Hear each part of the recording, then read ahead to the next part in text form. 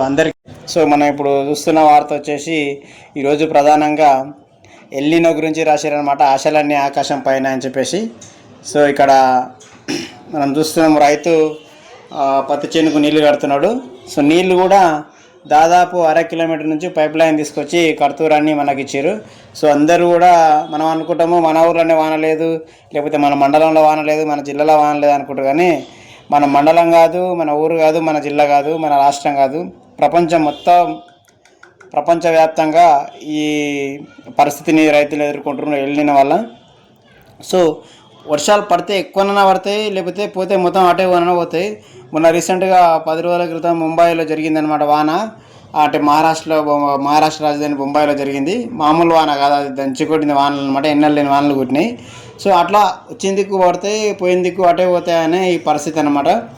రైతులందరూ కూడా నీళ్ళ వసతి ఉంటే మాత్రమే ఈసారి పంటలు, పత్తి ఇలాంటి ఎక్కువ నీరు తీసుకునే పంటలు వేయాలి, లేకపోతే మరి నీరు తక్కువ దాకా పంటలు చూసేయాలని చెప్పేసి ప్రభుత్వం కూడా ప్రచారం ముందు నుంచి కల్పిస్తూనే ఉంది. సైంటిస్టులు ముందే దాదాపు సంవత్సరం క్రితమే వాళ్ళు హెచ్చరించారనమాట. ఈ 2026లో 27లో 2 సంవత్సరాల పాటు ఎల్నినో వల్ల అట్లా జరుగుతుందని చెప్పేసి.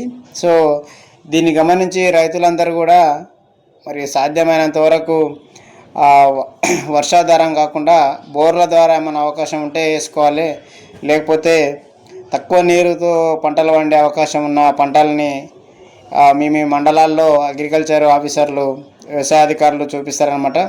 వాళ్ళ సూచనలు పాటించి రైతులు వ్యవసాయం చేసుకుంటే లాభం అని చెప్పేసి అనిపిస్తుంది. వర్షాలు లేకపోవడంతో రాష్ట్రాన్ని కమ్ముకుంటున్న ఖరీఫ్ పంటల సాగుపై పెను ప్రభావం అందించారు.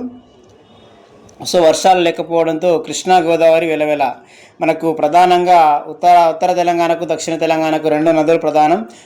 దక్షిణ తెలంగాణ వచ్చేసి మెయిన్గా కృష్ణా నది పరివాహక ప్రాంతం అన్నమాట. మహబూబ్నగర్ జిల్లాలో ఎంటర్ అయితే అది అక్కడ కర్ణాటక నుంచి వచ్చేసి తుంగభద్ర నది కూడా వచ్చేసి కృష్ణా నదిలో కలుస్తుంది.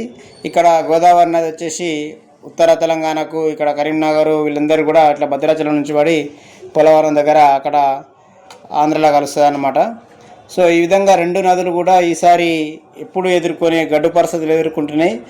ఎండుతున్న ప్రాజెక్టులు, అడుగంటుతున్న భూగర్భ జలాలు. మరి వర్షాలు రాకపోతే అల్టిమేట్గా ఖచ్చితంగా బోర్లు ఎండిపోతాయి. బోర్లు నీళ్ళు తక్కువ కొట్టడం కానీ, లేకుంటే మొత్తానికే ఆగిపోవడం కానీ జరుగుతుంటాయి అన్నమాట. ఇవన్నీ ఆల్రెడీ స్టార్ట్ అయినాయని చెప్పేసి ఇచ్చారు. ఇక్కడ రాష్ట్ర వ్యాప్తంగా సగటున 33% లోటు వర్షపాతం. అంటే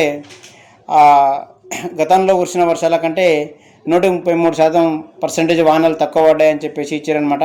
హన్మకొండ జిల్లాలో అత్యధికంగా 67% లోటు. అంటే హన్మకొండ అంటే గతంలో వరంగల్ జిల్లా, ఇది ఉమ్మడి వరంగల్ జిల్లాలో ఒక భాగం అనమాట. హన్మకొండ జిల్లాలో ఇప్పుడు 67%, అంటే దాదాపు 100కి 33% మాత్రమే వర్షాలు పడ్డాయి. ఇక్కడ 67% వర్షాలు ఎగ్గొట్టినాయని ఇచ్చారు.